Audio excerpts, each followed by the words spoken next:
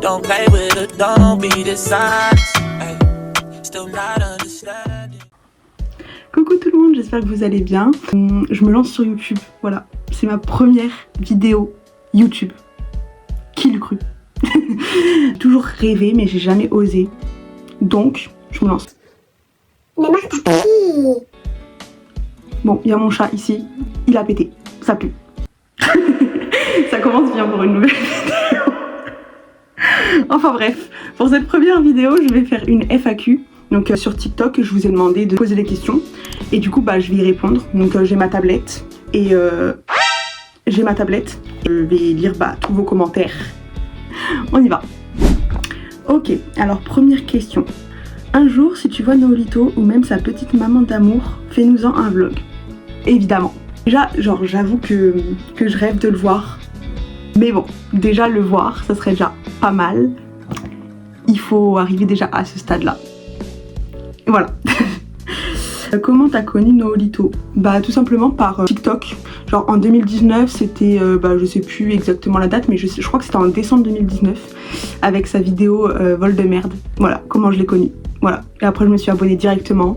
Et après, en 2020, je suis abonnée à tous ses autres réseaux. Et voilà, maintenant je le suis et j'en fais des TikTok.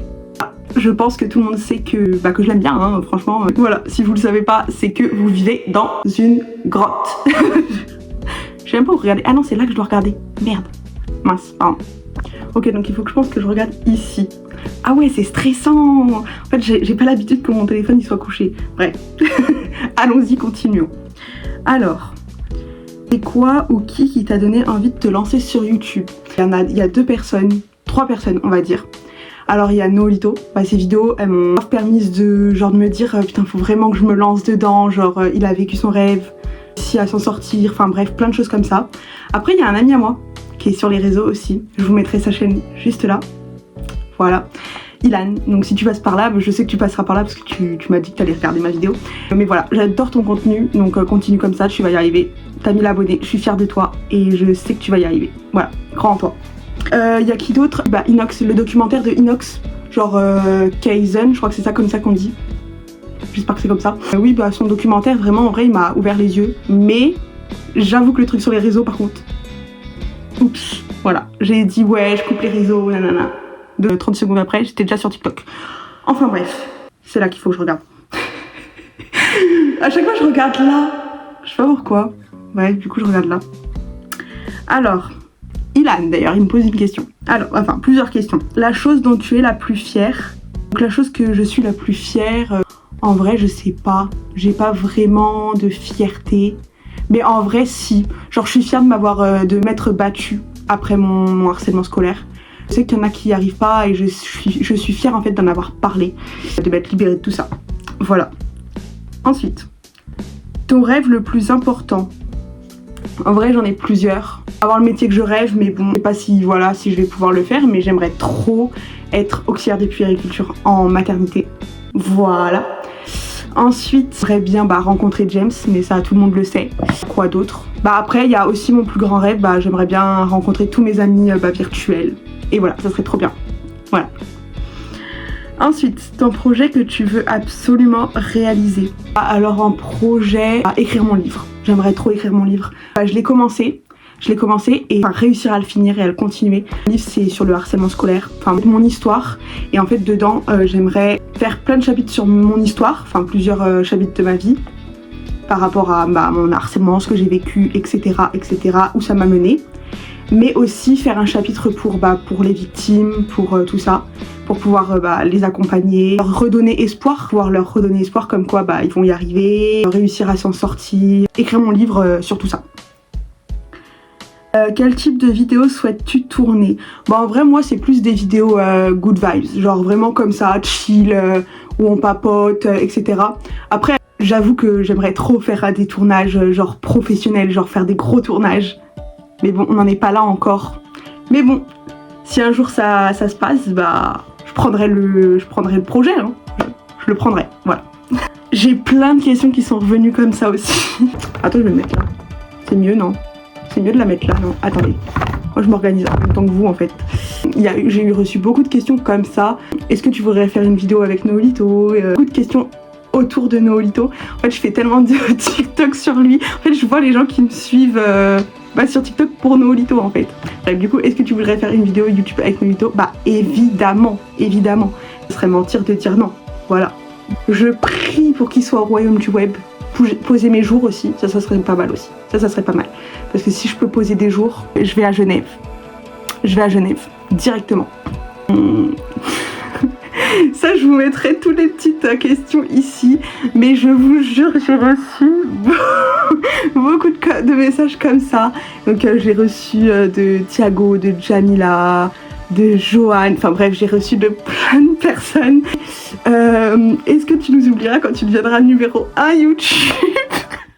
Vous m'avez fait trop rire, franchement. Déjà, le jour où je serai numéro 1 YouTube, bon, je sais pas quand ça arrivera, mais bon, toujours croire en ses rêves, écoutez. Est-ce que tu nous oublieras quand tu deviendras numéro 1 YouTube? Mais jamais de la vie, je vous aime trop en fait, je vous aime trop. Jamais de la vie, je vous oublierai. Sachez-le. Qu'est-ce qui te rend heureuse? Bah mes amis, voilà mes amis. Que ce soit en réel j'en ai une vraie, que j'ai depuis la 6ème. Voilà, donc big up si tu passes par là. Et après mes amis virtuels, hein, je vous aime toujours tout autant, hein, genre c'est pas parce que vous êtes sur les réseaux que je vous aime moins. Voilà, j'espère que un jour on se rencontrera tous, papotera et qu'on te dira tous nos petits potins qu'on se dit en privé dans le groupe, et voilà. Mais en réel ce serait cool, ça serait trop bien. Petite, quel était le métier que tu voulais faire? Alors petite, je voulais être sage-femme. Voilà, je voulais trop être sage-femme. Mais après, maintenant, je suis pas loin. Je viens être auxiliaire de puériculture en maternité. Mais c'est vrai que petite... Oh, d'ailleurs, j'ai trop une anecdote à vous raconter. Moi, j'aime trop parler. Hein. J'aime trop parler. J'aurais trop aimé être auxiliaire de puériculture en maternité. J'espère pouvoir c'est mon CAP ou passer des trucs comme ça. Enfin, j'aimerais trop en fait. Ah oui, d'ailleurs, j'ai une anecdote. C'était en 6ème, je me rappelle, en 6ème. Je voulais faire, mais vraiment c'était mon rêve le plus haut, vraiment faire sage-femme. Je voulais trop faire sage-femme. Et en fait, la psychologue du collège, c'était la conseillère d'orientation, mais elle faisait aussi psychologue. Elle avait contacté ma mère et moi. Et genre, elle nous avait dit qu'est-ce que tu veux faire plus tard, nanana. Il faut sachez Il faut sachez qu'il s'est pris des râteaux phénoménales par Nabila. Il a dit bien sûr que oui. De grosses difficultés au collège, à l'école, enfin en général en fait j'avais de grosses difficultés et de compréhension, même à me concentrer, enfin bref plein de choses comme ça. Et cette conseillère d'orientation m'a fait oui, tu veux faire quoi plus tard? Du coup je lui ai fait sage-femme, elle m'a fait oula, mais vraiment comme ça, genre j'étais choquée, j'étais là choquée, genre vraiment je lui ai fait j'aimerais bien être sage-femme, elle m'a fait oula, genre vraiment comme ça, genre je l'ai trop mal pris à l'époque. C'est là qu'il faut que je regarde. À chaque fois je regarde là, c'est là qu'il faut que je regarde. Oui, ok. Elle m'avait dit aussi qu'il fallait que j'aille en SECPA, enfin bref, c'était n'importe quoi, vraiment c'était n'importe quoi. En 3ème, je voulais me rediriger en pro ASSP, donc j'ai fait mon bac pro ASSP. Absolument aller dans mon lycée, en fait, mon collège, il y a lycée aussi dedans. Lycée général et lycée professionnel. Et dans le lycée professionnel, il y a ASSP là-bas. Et en fait, rester dans le même établissement pour que je puisse rentrer, je voulais absolument pas aller en internat, etc. Je voulais pas aller partir loin de chez moi. Enfin bref, je suis très casanière, enfin je veux vraiment rester chez moi. Conseillère d'orientation, elle me fait non, t'iras en Sapate et t'iras à Mugron, partiras là-bas et là t'iras en internat. Enfin, t'auras pas le choix limite quoi. Elle me disait tu feras ça quoi et j'ai pas le choix quoi. Moi je voulais pas, genre je me rappelle je pleurais pendant le rendez-vous, je disais mais non moi je veux pas y aller, je veux aller ici, nanani nanana. Je veux vraiment aller ici dans ce lycée là, je veux aller en ASSP pas en Sapate. Non tu passeras jamais en ASSP ici dans ce lycée, là c'est son limité, ils prennent les meilleurs dossiers, toi t'as pas un bon dossier. Enfin bref en fait elle me cassait en tous les côtés, j'ai été prise. Voilà, je lui ai fermé ça, boca. Ensuite, que fais-tu dans la vie? Pour l'instant, je fais rien, mais je commence à la fin du mois. Je vais dans une serre à champignons. Voilà, tout simplement. C'est vraiment pour me faire des sous, le temps de trouver... je veux dire, le temps que je trouve mon CAP, etc. Sachant que je veux pas partir trop loin. Enfin, maximum Bordeaux. Du coup, je sais qu'il y a des écoles là-bas, donc il faut que je trouve. Voilà. Au pire, j'irai sur Bordeaux et puis je me prendrai un petit appart à côté. Là, à la fin du mois, je commence dans une serre à champignons. Faire des petits sous un peu de côté et je fais rien pour l'instant. Voilà. Pas trop stressée pour ta première vidéo. On va croire que t'es constipée. Non, je rigole, bon courage pour ta première vidéo. Bah écoute, si, je suis énormément stressée, mais en vrai ça va. Là je commence un peu à me décoincer, je pense, non? Je sais pas. Mais oui, vraiment pour ma première vidéo j'étais vraiment stressée. Après je pense que c'est normal, c'est tout le monde passe par là. Enfin je pense. Mais voilà. Moi j'étais vraiment très stressée. Tu comptes faire combien de vidéos par mois ou par semaine? J'aimerais en faire une par semaine. Voilà, tout simplement une par semaine. Mais à voir, parce que vu que j'ai mon travail à la fin du mois qui commence, je vais m'organiser pour ça. Soit une vidéo par semaine, ou soit 2-3 vidéos par mois. Vous voyez, genre, enfin je vais essayer de m'organiser, mais pour ce que j'aimerais, c'est une vidéo par semaine. Es-tu heureuse de nous avoir rencontrés, nous, le groupe Les Stars? Bah en général, le groupe Les Stars, le groupe Les Gousses, en vrai, je suis grave heureuse d'avoir été ajoutée en première dans ce groupe. Et puis finalement, après, c'est moi qui commençais à gérer le groupe, enfin ajouter, etc. Et en fait, j'ai fait de tellement bonnes rencontres, de tellement belles rencontres. Du coup, ouais, je suis tellement heureuse de vous avoir rencontré, le groupe Les Gousses, du moins certaines personnes, parce qu'il y en a plein qui parlent pas. Je suis très heureuse de vous avoir rencontré. Et voilà, big love sur vous. Comment tu te sens actuellement? Comment tu as réussi à parler de ton harcèlement? Alors comment je me sens actuellement? Bah en vrai ça va, bon j'ai des petits problèmes personnels etc. Mais en vrai ça va, tout roule sur des roulettes, on va dire ça comme ça. Enfin on fait avec et on s'en sort quoi. Comment t'as réussi à parler de ton harcèlement? J'ai jamais eu du mal à vraiment parler, il y a des choses que j'ai jamais parlé, j'ai jamais dites. Et c'est vrai que j'ai jamais eu du mal à en parler. Il y en a qui ont du mal, il y en a qui n'ont pas de mal. Et moi j'ai vraiment jamais eu du mal à en parler. Dès qu'il se passait un truc à l'école, je le disais directement en rentrant. Et en fait du coup bah mes parents ils étaient au courant de ce qui se passait, ma mère était au courant. C'était surtout à ma mère que je parlais. Ma mère était au courant, ma soeur était au courant. Après ma soeur voilà bah elle était pas forcément tout le temps ici. Mais voilà.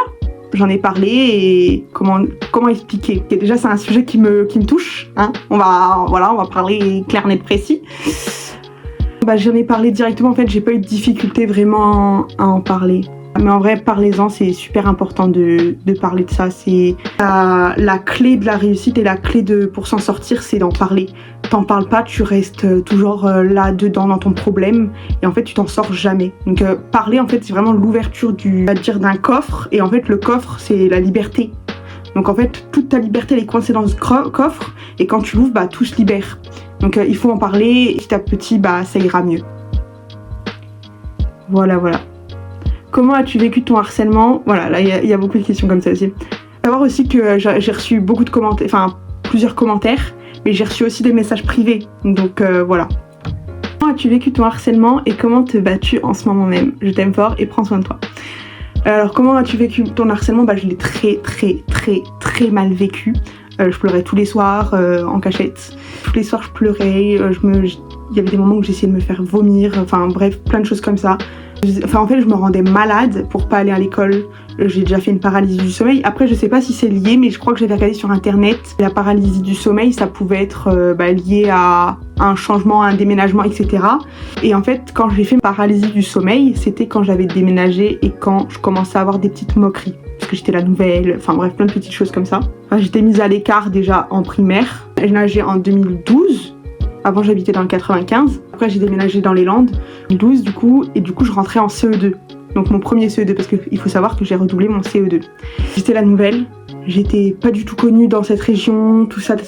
Et du coup bah on me mettait à l'écart en fait. Tous avaient déjà leur groupe d'amis, du coup moi je restais tout le temps sur mon petit banc seule, tout ça. Et un jour ma maîtresse, en vrai je vais pas cracher sur elle, elle était adorable. La maîtresse là, elle disait tout le temps allez jouer avec Chanel, nanana. Enfin bref c'était une très bonne maîtresse. Même à la fin de l'année elle m'avait offert un petit livre avec écrit pour toi Chanel, un petit mot pour moi au début du livre. Et voilà. Je l'ai mal vécu, après j'ai vécu beaucoup de choses par rapport à mon harcèlement, hein. Genre j'ai vécu de grandes choses, après des trucs moins graves, enfin genre il y avait beaucoup de moqueries, c'était surtout des moqueries, des bousculades, des tirages de cheveux, enfin plein de trucs comme ça, enfin ça c'était au collège, hein. Je sentais les gens rire autour de moi, dire mon prénom, rigoler. Puis il faut savoir que ça rigole en groupe, hein. Seul ça fait rien et ça aussi il faut le savoir, il faut le retenir, hein. Seul c'est personne, ils sont personne. Ils voient que t'es seul, les faibles on va dire ça comme ça. T'es faible, t'es seul, ils vont t'attaquer directement sans hésiter. Eux ils sont en groupe, ils sont plusieurs. Mais sachez que le jour où leurs potes ils sont pas à l'école, ils sont seuls, ils feront rien. Ils sont personne. Je sentais qu'on parlait sur moi, j'entendais bien.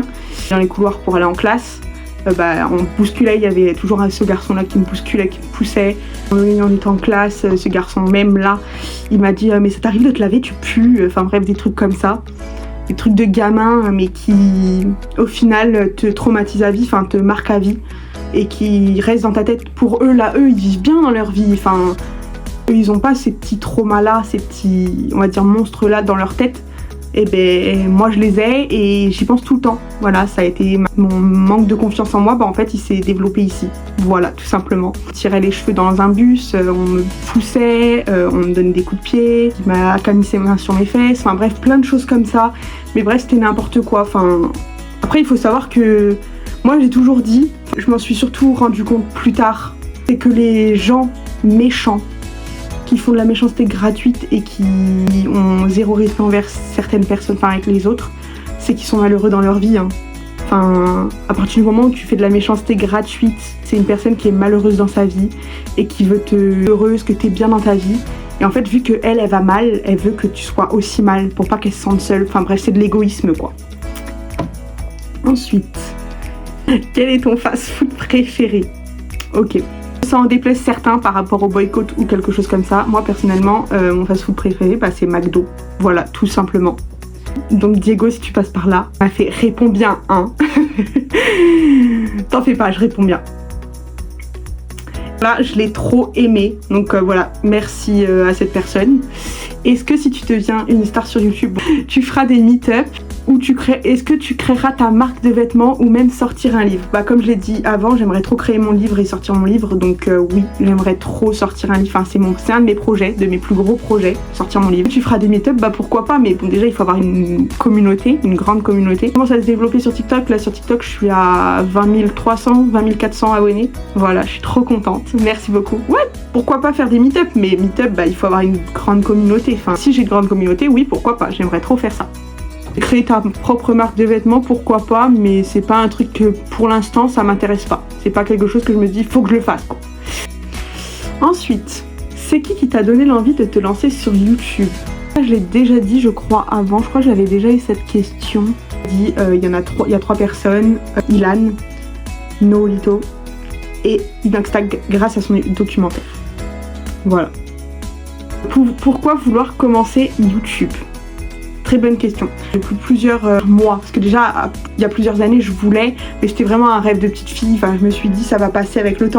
Et là, je me suis dit, enfin ça fait plusieurs mois que je me dis ça trotte dans ma tête, ça trotte dans ma tête, je me dis je veux trop me lancer sur YouTube. Et quand je voyais que ça marchait bien sur TikTok, enfin je me disais que, après je fais pas du tout le même contenu sur TikTok, hein. Pourquoi pas me lancer sur YouTube en espérant que ça fonctionne et que ça vous plaise. Et voilà. Mais c'est vrai que là, ça fait plusieurs semaines que je me dis, faut vraiment que je m'y mette. Faut vraiment que je m'y mette. Et puis j'ai un ami à moi du coup qui est sur YouTube, Ilan, et voilà. Hein. Et du coup, il m'a donné envie. Enfin vraiment, ça m'a vraiment donné envie de me lancer sur YouTube. Je vois qu'il réalise ses rêves, etc. Et que ça commence à fonctionner. Il a 1000 abonnés là actuellement, je crois. Du coup, c'est trop bien. Vu que tu avais 2 tatouages, est-ce que niveau douleur, ça fait mal? Alors niveau douleur ça fait pas mal, enfin après ça dépend des endroits et des personnes, de la sensibilité des personnes aussi. Moi je sais qu'il y en a qui ont eu mal à cet endroit là et moi non par exemple. Alors j'en ai fait 2, donc j'ai celui-ci, donc voilà, et l'autre à l'épaule, on verra parce que ça sera à l'envers, mais voilà j'en ai un à l'épaule comme ça tout simplement. Ouais, ici non ça m'a pas du tout fait mal, un petit peu ici, vraiment au bord d'ici là, vraiment ça m'a fait un petit peu mal, mais c'est pas non plus une douleur atroce à m'en plié en 4. Et ici vraiment zéro douleur, vraiment en plus c'était le premier qu'on m'a fait, celui-ci vraiment. Enfin lui c'était le premier, lui c'était le deuxième, enfin je les ai fait le même jour mais lui on me l'a fait en premier. Et vraiment zéro douleur, vraiment zéro douleur. Après ça dépend des personnes et de leur sensibilité, ils vont être plus sensibles que d'autres. Et du coup ça va leur faire un petit peu plus de mal, mais moi non, ça m'a pas fait de mal. Les significations de tes tatouages. Alors j'en ai 2 du coup. Alors il y a lui, donc lui c'est de naissance de ma grand-mère, bon là ça sera à l'envers. Donc voilà. Là, c'est la date de naissance de ma grand-mère en chiffres romains avec un cœur. Et derrière, c'est une phrase, c'est derrière les nuages se cache toujours le soleil. Et cette phrase provient de Noolito, évidemment. Évidemment. Est-ce que c'est une grande surprise? Je ne pense pas. Déjà, il faut que j'arrête de regarder ici. Moi, c'est ici qu'il faut que je regarde. Hein. Depuis tout à l'heure, je regarde ici. Ça doit être chiant, non? Je sais pas. Bref, du coup, désolée. Je suis vraiment désolée, mais c'est vrai que je sais pas pourquoi je veux regarder absolument ici. Je regarde en fait le rond où on clique là. Je sais pas, bref, c'est ici qu'il faut que je regarde. Je sais pas pourquoi je regarde ici. Comment vas-tu? Comment tu t'es sorti de ce cauchemar qui doit toujours être présent? Donc je pense que le cauchemar que tu parles, c'est mon harcèlement. Je pense. Hein. C'est bien, hein, je m'en sors. Enfin, genre, je vais très très bien. Toujours avec ces petits traumas là et j'ai toujours pas confiance en moi à cause de ça. Je m'en sors. Enfin, grâce à mes amis, à ma famille, etc. qui me soutiennent et qui me complimentent. Enfin bref, plein de choses comme ça. Et bien ça m'aide. Forcément, ça m'aide et ça va un petit peu mieux. Enfin, ça va beaucoup mieux même. J'avais fait cette vidéo à l'époque, j'aurais jamais dit ça, j'aurais jamais pensé même que ça allait aller mieux. Genre voilà, je pensais même pas que j'allais réussir à surmonter tout ça et aller aussi loin dans ma vie. Donc comment tu t'es sortie de ce cauchemar qui doit toujours être présent, tout présent, enfin je vis plus du tout de harcèlement, enfin je suis plus du tout dans des établissements, j'ai fini les cours. Et comment tu t'es sortie de ce cauchemar? Bah j'en ai parlé. Voilà, j'en ai parlé à une professeure, enfin ça c'était surtout le jour où on m'avait tiré les cheveux. J'ai jamais vraiment eu du mal à en parler. C'est vraiment plus du mal à me défendre. Alors là, je me suis jamais défendue. Et sinon, du mal à en parler, j'ai jamais vraiment eu du mal. Donc vraiment, parlez-en, c'est la clé de tout. Je vous promets que si vous vivez du harcèlement, parlez-en, c'est le plus important. Parlez-en à vos parents, à des amis de confiance, mais à des amis qui peuvent vous aider. Pas à des amis qui vont juste vous écouter et rien faire. À des professeurs, la CPE, si vous avez une bonne CPE, mais généralement les CPE, ils font rien. C'est pas pour être méchante, mais voilà. À tout le monde, enfin tous ceux que vous avez confiance et qui pourront vous aider. Après, il y a 2 numéros aussi qui existent, c'est le 3018 et le 3020, pardon. Alors le 3018, c'est pour le harcèlement scolaire et le 3020, c'est pour le cyberharcèlement, donc le harcèlement qui est sur les réseaux sociaux. Je regardais la vidéo et je me suis rendu compte que je dis complètement n'importe quoi. C'est le 3020 pour le harcèlement scolaire et le 3018 pour le cyberharcèlement. En fait, j'ai mélangé. J'ai tout whippin'. Voilà. Gratuits, qui sont anonymes, donc vous pouvez les appeler anonymement. Et c'est pas que pour les victimes, c'est pour les témoins, pour ceux qui font du harcèlement. C'est aussi pour ceux qui harcèlent mais qui n'arrivent pas. Enfin bref, plein de choses comme ça. C'est pour les victimes, les parents, s'ils veulent parler pour leur enfant, pour des conseils, etc. Et eux, ils sauront vous aider, vous aiguiller dans des voies, etc. Enfin, et ça s'arrangera. Mais je vous promets, parlez-en, c'est la clé. Voilà. On touche à la fin de la vidéo. Enfin, là, c'est vraiment la fin de la vidéo. C'est terminé. Donc, j'espère que ça vous aura plu. Cette première vidéo, c'est bien passé. J'étais grave timide. Enfin, genre, c'est ma première vidéo. Je suis pas tout de suite à l'aise. Enfin, bref, voilà. Prenez soin de vous. Et ne vous oubliez pas. Et voilà, je vous aime.